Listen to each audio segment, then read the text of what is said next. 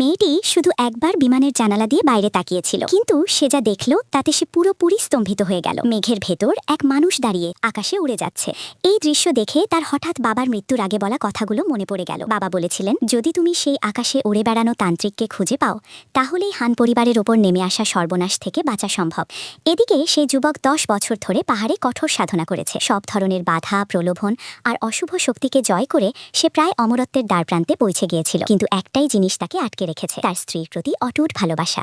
গুরু তাকে বললেন, তোমার মন এখনো আসক্তিতে বাধা, নিচে নেমে যাও, সব সম্পর্কে শেষ করো, তবেই মুক্তি পাবে। যুবক তখন পাহাড় ছেড়ে নিচে নামার সিদ্ধান্ত নিল। বিমান তার কাছে খুব ধীর মনে হওয়ায় সে নিজেই আকাশে উড়ে শহরের দিকে রওনা দিল। আর ঠিক তখনই মাঝ আকাশে তাকে দেখে ফেলল সেই মেয়েটি। শহরে পৌঁছে যুবক অবাক হয়ে বুঝল, সে পাহাড়ে 10 বছর কাটালেও নিজের দুনিয়ায় কেবল একদিনই কেটেছে। ঠিক সেই সময় এক নারী তার সামনে এসে দাঁড়ালো, যার চারপাশে অদ্ভুত কালো শক্তি ঘুরছিল। যুবক ভালোবেসে তাকে সতর্ক করল, আপনার বিপদ হতে পারে, সাবধানে থাকুন। কিন্তু নারীটি ভুল বুঝে তাকে খারাপ মানুষ মনে করল। সে জানতই না তার বিরুদ্ধে এক ভয়ঙ্কর হত্যার ষড়যন্ত্র চলছে। নারীটি যখন ঘুরে চলে যাচ্ছিল, ঠিক তখনই উপর থেকে 8 টনের এক বিশাল কংক্রিটের স্ল্যাব সরাসরি তার দিকে ধেয়ে আসছিল।